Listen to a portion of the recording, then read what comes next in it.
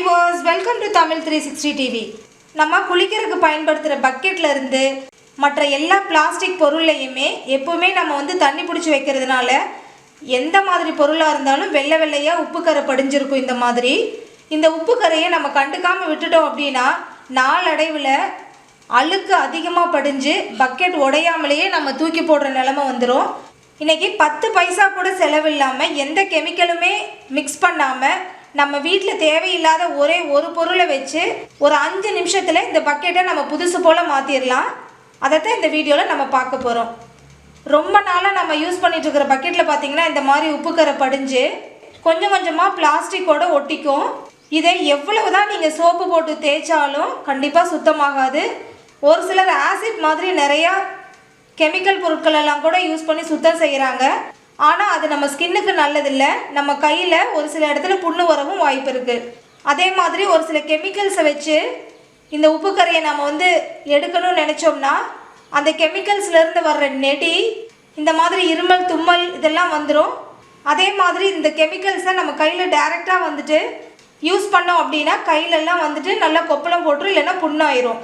So இந்த மாதிரிலாம் இல்லாமல் இது பார்த்திங்கன்னா இட்லி தோசை மாவு, இது வந்து நல்லா வந்து புளிச்ச மாவு. ஒரு இட்லிக்கு மாவு அரைச்சி ஒரு 2-3 நாள் ஆயிடுச்சுன்னா கண்டிப்பாக இந்த மாதிரி கொஞ்சமாக மிச்சமாயிரும். இந்த மாவை நம்ம எதுக்குமே யூஸ் பண்ண முடியாது. ஸோ இந்த மாவை வச்சு தான் நம்ம இன்றைக்கி இந்த பக்கெட்டை க்ளீன் பண்ண போகிறோம். 1 டீஸ்பூன் பேக்கிங் சோடாவை மிக்ஸ் பண்ணியாச்சு, அவ்வளோதான். இதை வச்சு தான் நம்ம பக்கெட்டை க்ளீன் பண்ண போகிறோம். வாங்க க்ளீன் பண்ணலாம். இந்த மாதிரி கம்பி நார் போட்டு நல்லா தேய்ச்சி எடுத்தோம்னா உப்பு கரையெல்லாம் பாருங்கள் நல்லா சுலபமாக வந்துடும்.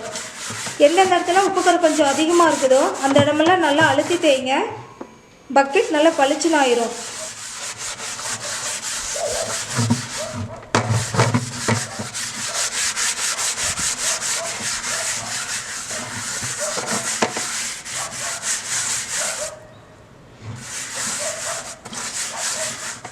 உப்பு கரை ரொம்ப அதிகமாக இருந்துச்சுன்னா மட்டும் நீங்கள் பேக்கிங் சோடா ஆட் பண்ணால் போதும். இல்லை அப்படின்னா இந்த புளிச்ச மாவே போதும்.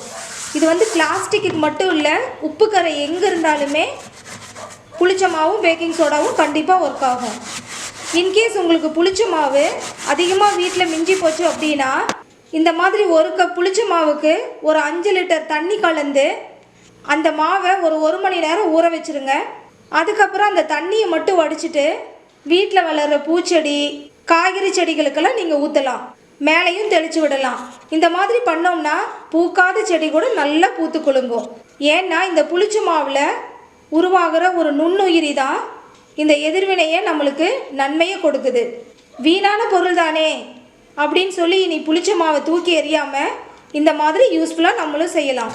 நீங்களும் இந்த மாதிரி பக்கெட் மக்கு இந்த மாதிரி எங்கே உப்பு கரை இருந்தாலும் இந்த ட்ரிக்கை ஃபாலோ பண்ணி நீங்கள் சுத்தம் பண்ணி பாருங்கள். எவ்வளோ தூரம் உங்களுக்கு ரிசல்ட் நல்லா கிடச்சிது அப்படின்னு உங்களோட ஃபீட்பேக்கை கமெண்ட்டில் ஷேர் பண்ணுங்கள்.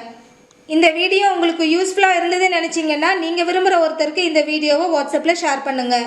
தமிழ்360 டிவியை சப்ஸ்கிரைப் பண்ணலன்னா இப்போவே கீழே இருக்கிற ரெட் கலர் பட்டன் அழுத்தி சப்ஸ்கிரைப் பண்ணிக்கோங்க. நாங்கள் அப்லோட் பண்ணுற வீடியோஸை உடனுக்குடன் தெரிஞ்சுக்கணும் அப்படின்னா மறக்காமல் பக்கத்தில் இருக்கிற பெல் ஐக்கானை கிளிக் பண்ணிக்கோங்க.